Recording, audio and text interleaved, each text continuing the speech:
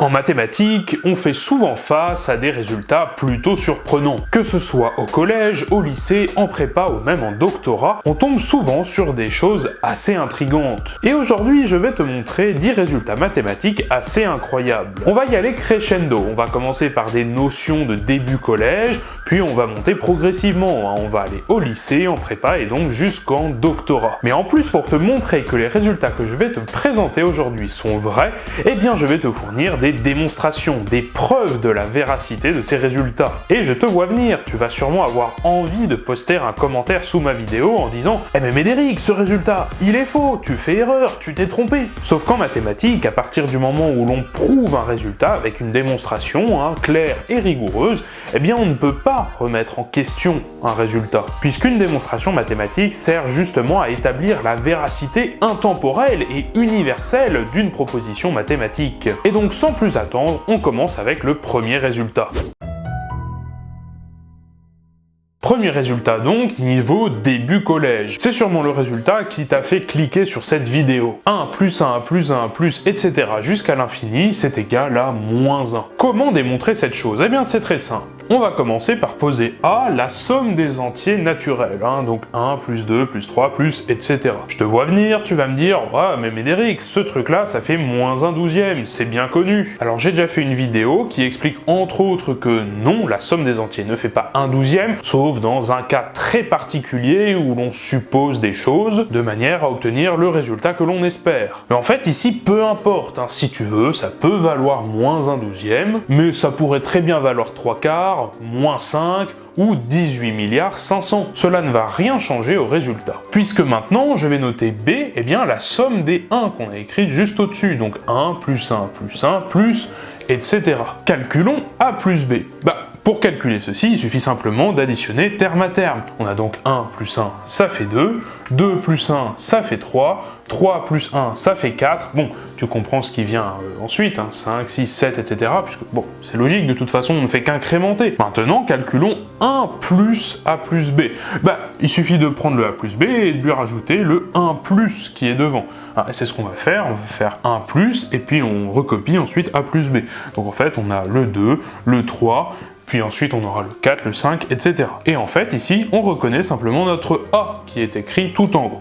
Donc ça, on peut dire que c'est égal à A. On a donc 1 plus A plus B qui est égal à A. Bon, a priori, tu sais résoudre ce genre d'équation, ou du moins simplifier des égalités. Ici, si je soustrais A de chaque côté, je fais moins A à gauche et moins A à droite, qu'est-ce qui va rester? Eh bien, en faisant moins A de chaque côté, on supprime simplement les A. Il y a donc 1 plus B à gauche et 0 à droite. À présent, en passant le 1 de l'autre côté, donc cette fois-ci en faisant moins 1, on obtient cette fois-ci, eh bien B est égal à 0 moins 1 est égal à moins 1. Sauf que B, c'est quoi? B, c'est 1 plus 1 plus 1, etc. On peut donc remplacer notre B par 1 plus 1 plus 1 plus, etc. qui est donc égal à moins 1. Parfait, c'est ce que nous voulions démontrer. C'est parti pour le résultat de niveau milieu collège. Nous allons poser deux nombres A et B qui sont non nuls et ça aura son importance pour la suite, tel que A est égal à B. Donc ce sont deux nombres égaux. Et je vais te montrer que 2 est égal à 1. Pour le prouver, écrivons déjà ce que l'on sait, à savoir A est égal à B. Que peut-on en déduire? Eh bien par exemple, si je multiplie par A de chaque côté, qu'est-ce que l'on obtient? Eh bien A fois A, ça fait A au carré. Et évidemment, si on fait quelque chose à gauche, on va faire la même chose à droite. Donc on va multiplier par A aussi à droite. Et donc B fois A, on peut commuter les deux termes et on obtient A fois B. Bon, jusque-là, ça va. Maintenant, je vais soustraire B carré de chaque côté. Donc je vais soustraire à gauche et soustraire à droite. Si je soustrais à gauche, j'obtiens A au carré moins B au carré, et donc je soustrais B carré aussi à droite, évidemment, donc j'obtiens AB moins B carré. On reconnaît une identité remarquable à gauche, A au carré moins B au carré, ça fait A plus B facteur de A moins B, ça je vais l'écrire. Et à droite, on a un facteur commun, le facteur commun c'est B. Et oui, dans ce terme on a du B, et dans ce terme on a du B, donc on peut factoriser par B. On obtient B facteur de, alors à gauche il reste quoi? Il reste A, et à droite du coup il va rester moins B. Et là regarde, c'est extraordinaire, on a du A moins B à gauche et du A moins B à droite, eh ben on peut évidemment simplifier simplifié par a moins b, hein, on a un facteur commun à gauche et à droite. Donc on écrit ce qui reste, on a simplement du a plus b qui va être égal à b. A plus b est égal à b. Sauf que sait-on sur a? Eh bien, a, on sait que c'est égal à b.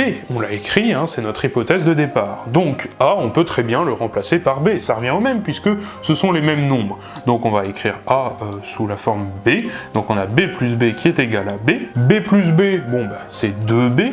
D'accord, 2b est égal à b, et alors là on a envie de diviser par b, hein, à gauche et à droite. Sauf que, est-ce qu'on a le droit de diviser par b? Une division, on a le droit de la faire à partir du moment où le dénominateur est non nul, puisqu'on ne peut pas diviser par 0. Sauf que sait-on sur b? Eh ben, on a supposé que a et b étaient non nuls, donc en particulier b est non nul. Donc on a le droit de diviser par b, puisque b est différent de 0. Donc si on divise par b à gauche et à droite, bah, en divisant par b à gauche, bah, il nous reste simplement 2, d'accord? Les b vont se simplifier, et à droite, hein, b divisé par b, bon, bah, ça fait 1. Donc on obtient 2 est égal à 1. Ça c'est quand même super. On arrive au résultat de niveau fin collège. On va poser a est égal à 2 et b est égal à 3. Nous allons montrer que 13 est strictement inférieur à 13. Pour ce faire, il suffit simplement de remarquer que 2 est strictement inférieur à 4. Bon, jusque-là, ça va. Maintenant, remplaçons 2 et 4 par des lettres. Bah, 2, on sait que c'est A, hein, on a dit que A était égal à 2, donc on va remplacer 2 par A. Et maintenant, 4, alors, bon, 4, c'est 3 plus 1, mais 3, c'est quoi? C'est B. Donc 4, on peut l'écrire aussi sous la forme B plus 1. Maintenant, ce que je peux faire, c'est passer le B de l'autre côté. Qu'est-ce que j'obtiens? J'obtiens simplement A moins B, strictement inférieur à 1, d'accord? Donc là, j'ai juste passé le B de l'autre côté. Maintenant, je vais tout mettre au carré. Je vais mettre au carré à gauche et mettre au carré à droite. Hein. Quand on fait quelque chose à gauche, il faut le faire aussi à droite, évidemment, sinon ça marche pas. Donc on va mettre à gauche au carré, donc a moins b au carré, ce qui va être donc strictement inférieur à 1 au carré. D'accord, jusque-là, ça va aussi. Donc tu connais ton identité remarquable, hein, a moins b au carré, c'est égal à a carré moins 2ab plus b carré, et puis 1 au carré à droite, bon bah c'est facile, ça fait 1. Maintenant, je te propose de passer le moins 2ab de l'autre côté. Alors, il y a un moins, hein, faut faire attention, donc qu'est-ce qu'on fait pour le passer de l'autre côté? Bah cette fois-ci, on additionne 2ab, on fait plus 2ab de chaque côté. Donc à gauche, il nous reste du coup a carré plus b carré, et puis à droite, donc il nous reste 1, d'accord, plus 2ab, parce qu'on a passé le moins 2ab de l'autre côté. Et maintenant, il suffit de remplacer par les valeurs de a et b. Bah a c'est égal à 2, 2 au carré ça fait 4, b c'est égal à 3, 3 au carré ça fait 9, et maintenant, alors 2ab, bon bah 2 fois a, donc 2 fois 2 ça fait 4, 4 fois b, donc 4 fois 3 ça fait 12, donc 1 plus 12, et maintenant, donc 4 plus 9 ça fait combien? Bon bah ça fait 13, et ça c'est strictement inférieur, donc à 1 plus 12, et 1 plus 12 ça fait 13 aussi. Et voilà, on a prouvé que 13 était strictement inférieur à 13. Ça y est, on arrive au lycée. Je vais te prouver que moins 1 est égal à 1. Pour ce faire, rien de plus simple. On va simplement faire une suite d'égalités. On va commencer par écrire moins 1. Moins 1, tu le sais, c'est moins 1 puissance 1. Ça, il n'y a pas de problème, puisque mettre un nombre à la puissance 1, bon, bah, c'est ne rien faire du tout. Le 1 qui est en exposant, ici, je peux l'écrire comme un produit de deux nombres. Alors, par exemple, 2 fois 1 demi. Bah, 2 fois 1 demi, ou 2 fois 0,5 si tu préfères, bon, bah, ça fait bien 1. On a donc moins 1 puissance 2 fois 1 demi. Maintenant, tu le vois, en exposant, on a une multiplication. Qu'est-ce qui se passe quand on a une multiplication en exposant? Bah, tu le sais, on peut séparer, hein, on peut en fait mettre deux exposants bout à bout. Donc effectivement, on va mettre deux exposants. Donc on va d'abord écrire au carré, hein, le 2, et ensuite on va rajouter le 1 demi, d'accord? Effectivement, si on va dans l'autre sens, hein, moins 1 au carré puissance 1 demi, bah, les puissances se multiplient, donc on obtient bien ceci. Maintenant, moins 1 au carré. Bon, moins 1 au carré, ça fait 1. On n'oublie pas de réécrire l'exposant 1 demi. Et donc maintenant, puissance 1 demi, ça veut dire quoi? Alors, tu peux le savoir ou pas, c'est pas très grave, mais je vais te le dire. Puissance 1 demi, c'est en fait la racine carrée. Et en fait, c'est pas très dur à le comprendre, parce qu'en fait, x puissance 1 demi, si on le met au carré, bah, en fait, les puissances se multiplient, comme on l'a dit tout à l'heure. Donc en fait, on obtient x puissance 1 demi fois 2, c'est-à-dire x puissance 1, c'est-à-dire x. Donc x puissance 1 demi, c'est le nombre qui, quand on le met au carré, ça donne x. Bah, tu reconnais la définition de la racine carrée. c'est donc effectivement bien cette définition-là, donc x puissance 1/2, c'est simplement racine carrée de x. Et là-dessus, je te raconte pas de bobard, hein, tu peux vérifier sur internet. Autrement dit, 1 puissance 1/2, c'est la racine carrée de 1, et maintenant, racine carrée de 1, bon, soit tu connais le résultat, tu sais que ça fait 1, soit on se pose la question, la racine carrée de 1, c'est quoi? Bah, c'est l'unique nombre réel positif, tel que si on le met au carré, ça fait 1. Et bah, le seul nombre qui vérifie ça, bah, c'est 1. D'accord? Donc racine carrée de 1, c'est égal à 1. Et donc en remontant là les égalités, on se rend compte que, qu'est-ce qu'on a démontré? Bah, que moins 1, tac tac tac tac tac, était égal à 1. Est-ce que c'est pas fascinant?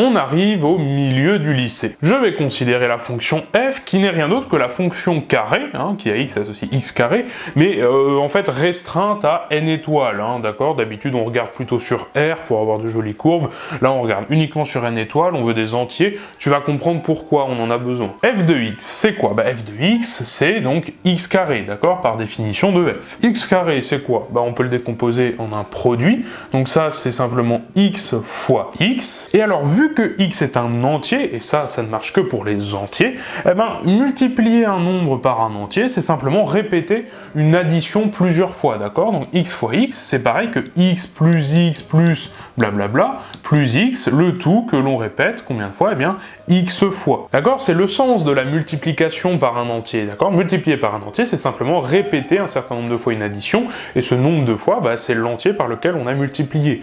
Mais du coup, là, on a multiplié x par x, donc le x dans l'addition, on va le répéter x fois. Et donc ça, je le répète, ça n'a du sens que pour les entiers, parce que par exemple, on peut pas additionner 3,5 fois le nombre x, ça n'aurait pas de sens. Maintenant, calculons la dérivée de f. Alors, donc ça, on le note f', hein, f' de x, et normalement, tu connais les formules sur les dérivées. La dérivée de la fonction carré, c'est simplement 2x. Bah oui, donc f' de x, c'est simplement égal à 2x. Sauf qu'une autre façon de faire le calcul, plutôt que de passer par la forme x carré, bah, c'est de passer par cette forme-là, hein, la forme avec des additions. Puisqu'en fait, la dérivée d'une somme, c'est la somme des dérivées, ça tu le sais, hein, la dérivée de f plus g, bah, c'est la dérivée de f plus la dérivée de g. Donc en fait, pour dériver f, on pourrait aussi, eh bien, dériver tous les x qui sont là. Eh bien, allons-y, faisons-le pour s'amuser. Bah, la dérivée de x, alors selon la variable x, je précise, hein, c'est quoi la dérivée? Bah, c'est 1, d'accord? Dériver x selon la variable x, ça vaut 1. Donc on a 1, et puis ensuite on a encore un x, donc quand on dérive, ça vaut encore 1, etc. En fait, on n'a que des 1 jusqu'à la fin, d'accord? Et donc on en a combien des 1? Bah, on en a le même nombre, il n'y a pas de raison que le nombre ait changé. Donc on en a toujours x. Et donc 1 plus 1 plus 1 que l'on répète x fois. Vu que x est un entier, bah, t'as compris le principe, hein, ça veut dire en fait qu'on peut l'écrire sous la forme d'une multiplication par un entier, on peut l'écrire x fois 1. On a répété x fois le nombre 1 dans une addition. Et x fois 1, évidemment, c'est égal à x. On obtient donc le résultat suivant, 2x est égal à x. Ok, donc là on a l'impression qu'on a une sorte d'équation que l'on aimerait résoudre, et donc on est tenté de dire ici, ok, bah du coup x est égal à 0. Ouais mais non, x ne peut pas être égal à 0 puisqu'on est dans n étoiles, d'accord? L'ensemble des entiers naturels privés de 0, donc justement x ne peut pas être égal à 0. Ça fait partie de nos hypothèses de départ. X peut être égal à n'importe quel entier strictement positif, mais donc du coup pas 0. Ce qui veut donc dire que l'on peut ici diviser par x, d'accord? C'est comme tout à l'heure, on peut diviser par un nombre seulement si ce nombre est différent de 0. Donc là, heureusement, x est différent de 0, donc on peut diviser à gauche et à droite par x, et donc en divisant, on obtient bien 2 est égal à 1. Et voilà, on a prouvé à nouveau que 2 était égal à 1. Franchement, c'est quand même génial. Allez, tu vas bientôt passer ton bac, voici la fin du lycée. Je vais te montrer une nouvelle fois que moins 1 est égal à 1, mais cette fois-ci en passant par l'exponentielle et le logarithme. Commençons par écrire 0. 0 avec le logarithme, comment on l'écrit? Bah 0, tu sais que c'est ln de 1, d'accord, hein, le logarithme naturel ou le logarithme népérien. 0, c'est donc ln de 1. Maintenant le 1 qui est ici, bah on peut l'écrire aussi autrement, on peut l'écrire moins 1 au carré. Ça, on l'a déjà utilisé, hein, ce principe-là tout à l'heure, je sais pas si tu t'en souviens. 1, c'est moins 1 au carré, donc là on peut l'écrire ln de moins 1 au carré. Et alors là, soit tu sais directement que ln de x carré c'est simplement 2 fois ln de x, hein, l'exposant 2 ici vient se multiplier devant le ln, soit si tu veux tu fais plusieurs étapes, moins 1 au carré c'est moins 1 fois moins 1, on a une multiplication, mais le ln il transforme la multiplication en addition. Donc ln de moins 1 fois moins 1, ça devient ln de moins 1 plus ln de moins 1. Et ln de moins 1 plus ln de moins 1, bon, bah, c'est 2 fois ln de moins 1. Mais bon, ici, on n'a pas besoin de ces étapes-là, on peut simplement dire que le 2, pof, l'exposant vient se multiplier devant, donc on obtient 2 ln de moins 1. On a donc 0 qui est égal à 2 ln de moins 1. Ok, qu'est-ce qu'on peut en déduire? Bah, comme on a un produit ici, si un produit est égal à 0, ça veut dire que au moins l'un des deux facteurs est nul. Sauf que 2, évidemment, c'est différent de 0, donc qu'est-ce qu'on en déduit? Bah, c'est que ce truc-là est égal à 0. Donc ça veut dire que ln de moins 1 est égal à 0. Donc 2 est non nul, on en déduit que ln de moins 1 est nul. Maintenant, on va utiliser l'exponentielle. C'est parti. On utilise l'exponentielle à gauche et à droite. On obtient donc exponentielle de ln de moins 1 est égal à exponentielle de 0. Tu le sais, l'exponentielle et le logarithme sont des fonctions qu'on appelle réciproques, donc elles se simplifient l'une et l'autre. Donc l'exponentielle et le ln ici se virent. Il ne reste plus que le moins 1 qui est en exposant ici. Donc on écrit moins 1 est égal à exponentielle de 0. Bah, exponentielle de 0, ça tu le sais, ça fait 1. On a donc prouvé que moins 1 est égal à 1. Et ça, c'est fantastique. Super, tu as eu ton baccalauréat, tu arrives en début de prépa. Et là, ton prof de prépa te demande de résoudre ce petit exercice, trouver tous les p premiers différents de 2, donc ça c'est l'ensemble des nombres premiers et on ne prend pas le nombre 2, tel que 9 divise p. Bah pour ça, rien de plus simple, on va poser un p qui vérifie donc ces deux conditions, et ensuite on va raisonner sur ces deux propriétés-là, et en déduire donc des choses sur p. Alors si p est premier différent de 2, bah les nombres premiers, ils ont quoi comme particularité? Bah en fait, ils sont presque tous impairs. En fait, ils le sont tous, sauf un. Bah, c'est 2. Il n'y a que 2 qui est pair. Sauf que P est différent de 2. Donc, on sait en tout cas que P va être impair. Bon, si P est impair, qu'est-ce qu'on peut dire sur P carré? Bah, si P est impair, P carré va être impair aussi. Ça, c'est pas très compliqué à démontrer. Hein, en arithmétique, bon, ça va. Je te passe les détails de la démonstration, mais en tout cas, si P est impair, P carré va être impair aussi. Maintenant, je te propose de regarder P carré moins P. Bah, si P est impair et P carré est impair, ça veut dire que P peut s'écrire sous la forme 2K plus 1 et P carré sous la forme 2K' plus 1. Et donc ça, après simplification, on obtient 2 facteurs de K moins K'. Il y a un facteur 2 devant, donc ça veut dire que, quoi qu'il arrive, ça sera un nombre pair. Sauf que ça, c'est vrai aussi si P est pair. Si P est pair, P carré va être pair aussi, et pair moins pair, ça fait pair. Donc quel que soit en fait l'entier naturel n que l'on prend, bah n carré moins n est pair. On en déduit que P carré moins P pair, et donc 9 divise P, bon, pour l'instant on n'y a pas touché, on va y toucher après, bah donc ça, en fait, c'est juste équivalent au fait que P soit un entier naturel, puisque cette propriété-là fonctionne quel que soit l'entier naturel. Donc on va écrire, hein, ça c'est équivalent à P est un entier naturel, et donc 9 divise P. Sauf que ces deux propriétés, elles sont un peu redondantes, puisque 9 divise P, bon, alors en tout cas, si on considère pas les entiers relatifs, mais là, depuis le début, on travaille dans les entiers naturels, 9 divise P, ça veut dire que P est un entier naturel, d'accord? Cette notation-là, elle n'a pas de sens si P est un nombre réel. Donc en fait, on peut dire que cette propriété-là, elle implique celle du haut, hein. 9 divise P, ça implique que P est un entier naturel. Donc il n'y a pas besoin de marquer les deux, on écrit la propriété la plus forte, et la plus forte des deux, donc c'est celle du bas, c'est-à-dire que 9 divise P. On a donc que c'est équivalent donc à 9 divise P. Et on peut préciser si on veut hein, dans n. On aurait pu le faire dans z, mais bon, là on raisonne bien dans n. Et donc en fait, on en déduit que la seule propriété que P doit vérifier, bah, c'est que 9 doit diviser P. Et 9 divise P, bon, bah, c'est équivalent à dire que P est un multiple de 9. Donc par exemple, P égale 9, ça fonctionne. Donc 9 vérifie bien la propriété de départ, à savoir que donc 9 est un nombre premier privé donc de 2, et que 9 divise bien 9, bon bah, ça, tout ça c'est vrai. Donc en particulier, 9 est bien un nombre premier, différent de 2, et donc on peut même supprimer ici privé de 2, on peut dire carrément que 9 est un nombre premier. Et voilà, on vient de prouver que 9 est un nombre premier. Allez, courage, t'arrives au milieu de ta prépa, et on va faire un peu de théorie des anneaux. On va considérer les anneaux suivants, C et Z sur 4Z, et un morphisme phi, donc un morphisme d'anneau, hein, du coup, qui va de Z dans Z sur 4Z. Alors la classe de 1 dans Z sur 4Z, comment on peut l'écrire? Bon, bah, en utilisant le morphisme phi, hein, tu le sais, c'est une propriété des morphismes d'anneau, ça tu peux l'écrire phi de 1, où 1 c'est l'unité de C. 1 dans C, tu peux l'écrire 2 fois 1/2. Et donc une propriété des morphismes d'anneau, c'est que eh bien, quand tu évalues avec un produit, bah, tu peux séparer le produit, c'est-à-dire que tu obtiens phi de 2, d'accord, fois phi de 1,5. Jusque-là, pas de problème. Mais du coup, un truc vachement intéressant, c'est que là, on a obtenu 1 est égal à phi de 2 fois phi de 1,5. Ça veut dire quoi? Bah, ça veut dire que phi de 2 et phi de 1,5 sont inversibles, puisque on a trouvé du coup un élément tel que si on les multiplie entre eux, bon bah ça donne 1. Moi, je devrais dire 1 bar ou la classe de 1, mais en tout cas, c'est le 1, c'est l'unité de z sur 4z. Donc, en particulier, phi de 2 est inversible. Sauf que 2, c'est 1 plus 1, donc phi de 2, c'est phi de 1 plus 1.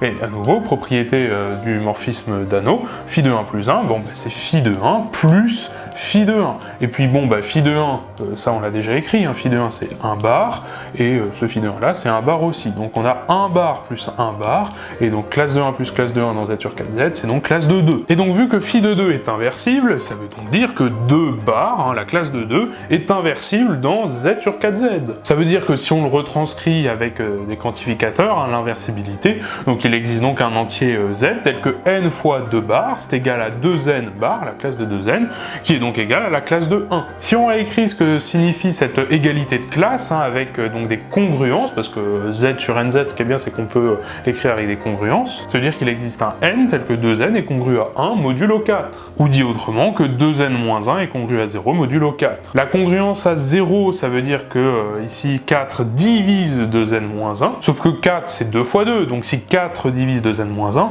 bah en particulier 2 divise 2n moins 1 aussi. Si 2 divise 2n moins 1, ça veut dire que 2n moins 1 est pair. Et si un nombre entier est pair, bah son successeur, hein, le fait de faire plus 1, ça devient un nombre impair. Donc 2n moins 1 plus 1 devient impair, et 2n moins 1 plus 1, bon bah ça fait 2n. On a donc un produit de deux nombres entiers qui est impair. Bah si un produit de deux nombres entiers donne un nombre impair, ça veut nécessairement dire que aucun des deux nombres est pair. Bah oui, pair fois n'importe quoi, ça donne un nombre pair. Donc il suffit que l'un des deux soit pair pour que le résultat soit pair. Or là, c'est impair. Donc n est impair, mais 2 aussi, du coup, est impair. Donc avec ça, on en déduit que 2 est un nombre impair. Et voilà, à l'aide des morphismes d'Ano, on peut prouver que 2 est un nombre impair. C'était pas très compliqué, hein. Allez courage, c'est bientôt les concours de CCINP, mais pour l'instant démontrons qu'il existe un polynôme P de R crochet X tel que son degré soit égal à plus l'infini. Il existe donc des polynômes de degré infini. Bon alors tu vas me dire, oui mais Médéric, le polynôme nul, officiellement, par convention, son degré il vaut moins l'infini, donc moins l'infini c'est infini. Ok, mais là je parle pas de moins l'infini, je parle de plus l'infini. Et le degré, si on se rappelle bien de la définition, bah en fait c'est une borne sup. Ça serait donc pas forcément très choquant de trouver un tel polynôme. Bah c'est parti, on va le démontrer. Pour ça, il faut se rappeler que 1 sur 1 moins x, si on fait le développement, en tout cas entre moins 1 et 1, ça donne 1 plus x carré, plus, etc. Donc ça nous inspire en fait une suite de polynômes Pn, qui vont être simplement la somme pour k de 0 à n des x puissance k. La suite des Pn, ça va être donc la suite des sommes partielles, hein, dont la limite va donner ce 1 sur 1 moins x. Si on regarde la norme infinie de ces polynômes Pn, bah en fait ça vaut toujours 1, parce que la norme infinie, rappelle-toi, c'est la borne sup, hein, des coefficients qui sont devant les x, sauf que, bon, ici, tous les coefficients valent 1 devant les x puissance k, d'accord? Donc en fait, la borne sub des 1, bon bah c'est 1. Donc la norme infinie des Pn, bah ça vaut toujours 1. On en déduit que la suite des Pn est une suite bornée de la boule unité fermée pour la norme infinie. Et cette boule est incluse dans R crochet x, évidemment. Maintenant, on utilise un théorème bien connu, qui est le théorème de Bolzano-Weierstrass, qui nous dit que toute suite bornée admet une sous-suite convergente. On a bien une suite bornée, donc par Bolzano-Weierstrass, cette suite admet une sous-suite convergente, sauf que si on regarde le degré des Pn, bah le degré des Pn n'est pas borné. Le degré des Pn tend même vers plus l'infini, quand n tend vers plus l'infini, hein. Pour ça il suffit simplement de regarder cette somme-là. Donc si on admet que Pn admet une sous-suite qui converge vers, admettons, vers Q, donc qui converge, ça sous-entend évidemment qu'il converge du coup dans R crochet X, hein, donc vers Q dans R crochet X, ça veut donc dire que ce polynôme Q n'a pas de degré fini, puisque s'il avait un degré fini, bah il y a bien un Pn au bout d'un moment qui dépassera le degré de ce polynôme Q. Donc c'est pas possible. Donc nécessairement Q a un degré qui est infini. Et voilà, on vient de prouver qu'il existait bien un polynôme, donc ici Q, d'accord, un polynôme de degré plus l'infini. Allez, tu arrives au bout de tes études, te voici maintenant enfin en doctorat. On va parler des coupures de Dedekind qui permettent en fait de définir l'ensemble des nombres réels. Et donc en fait, R peut être vu, ou du moins il y a une bijection, hein, bon c'est la même chose, mais ça peut être vu comme l'ensemble des ensembles des R dans Q, tel que R est strictement inférieur à X, et donc pour tout X, bon ici réel. C'est-à-dire que pour n'importe quel x, tu vas pouvoir donc définir cet ensemble-là, et donc en fait, il va y avoir une bijection. Et donc naturellement, cet ensemble-là, on va l'appeler avec un D pour rendre hommage à ce fabuleux mathématicien, qui n'est d'ailleurs malheureusement pas allé très loin dans le concours des mathématiciens que j'organise depuis quelques semaines dans mon onglet communauté. Et l'idée va être de montrer que R est dénombrable. Alors je te vois venir, tu vas me dire « Oh mais non, c'est très bien avec la diagonale de Cantor que R n'est pas dénombrable. » Ben non, tu te trompes, R est dénombrable et je vais te le prouver. Pour ça, il suffit de poser ces deux fonctions f et g, montrer qu'elles sont réciproques l'une de l'autre. Ça prouvera que les deux sont des bijections, donc de Q dans D ou de D dans Q, mais comme D et R sont équipotents, ça va donc signifier aussi que naturellement il existe une bijection entre Q et R. Alors f c'est simplement la fonction qui va de Q dans D qui à x associe l'ensemble des R dans Q tel que R est strictement inférieur à x, et la fonction g prend un ensemble A dans D qui est un ensemble d'ensemble, hein, donc ça a du sens, et qui va lui associer sa borne sub. Alors là je te vois venir, ouais mais attends, la borne sub dans A, nous on veut qu'elle soit dans Q. Et tu as raison, et c'est pour ça que pour l'instant ça ne marche pas. On va devoir intersecter A avec Q. Bah oui, comme ça on va s'assurer qu'on est bien dans Q. Donc on va faire A inter Q, et donc là c'est bon. On va commencer par prendre un X dans Q et calculer donc G rond f de x, hein, ou plus naturellement g de f de x. Et donc g de f de x, ça va donc être la borne sup de, alors de quoi? Eh bien donc de cet ensemble-là, l'ensemble des R dans Q, tel que R est strictement inférieur à x, d'accord, intersecté avec Q, sauf que bon, cet ensemble, il est inclus dans Q, puisqu'on prend que des R dans Q, d'accord, donc ça inter Q, bah ça fait juste ça. Et la borne sup de ce truc-là, bah naturellement, on peut faire tendre R vers x aussi proche que l'on veut, mais sans l'atteindre, mais puisqu'on est dans Q, de toute façon, Q est dense dans R, donc vraiment, R, on peut le faire tendre autant qu'on veut vers X, donc bon, naturellement, cette borne sup, c'est X. Donc G de f de X est égal à X. Bon, jusque-là, ça va, c'est ce qu'on voulait démontrer. Maintenant, il faut faire aussi dans l'autre sens, hein, f de G de A, d'accord, en prenant A dans D, donc f de G de A, c'est l'ensemble des R dans Q,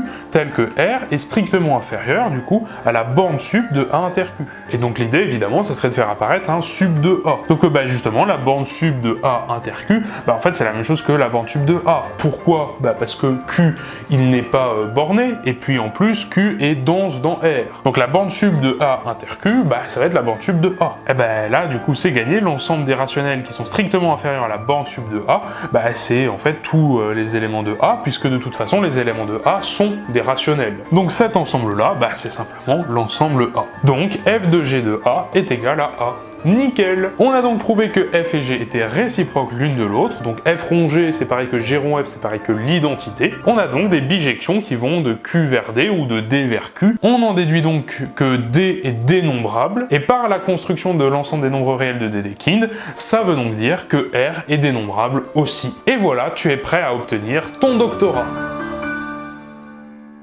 La conclusion de tout ça, c'est que tu le vois en mathématiques, il y a quand même des résultats qui sont parfois assez surprenants, mais les résultats ont beau être surprenants, à partir du moment où on les démontre, eh bien, ils sont effectivement vrais. Ça m'a quand même donné faim tout ça, je me demande si j'irais pas me cuire un petit poisson pané.